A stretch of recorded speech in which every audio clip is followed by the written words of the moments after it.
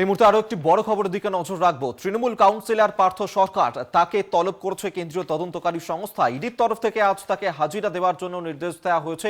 বেশ কিছু তথ্য তাকে নিয়ে যেতে বলা হয়েছে। শিক্ষক নিয়োগ দুর্নীতিতেই এই তলব বলে জানা যাচ্ছে। 128 নম্বর ওয়ার্ডের কাউন্সিলর পার্থ সরকার, তাকেই তলব ইডির।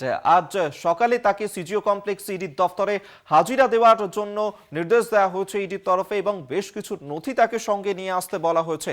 তৃণমূল কাউন্সিলর পার্থ সরকার, তাকেই এবার ডেকে পাঠালো ইডি।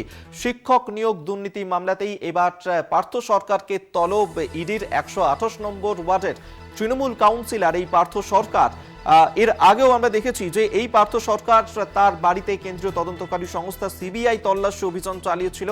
এবার আরেক কেন্দ্রীয় তদন্তকারী সংস্থা ইডি ডেকে পাঠালো এই পার্থ সরকারকে, এবং একাধিক নথি আজকে তাকে নিয়ে যেতে বলা হয়েছে। সেক্ষেত্রে পার্থ সরকার তিনি আজকে ইডির দফতরে হাজিরা দেবেন কিনা সেই বিষয়ে যদি এখনো পর্যন্ত নিশ্চিন্ত হওয়া যায়নি, তবে পার্থ সরকারকে ডেকে পাঠিয়েছে ইডি।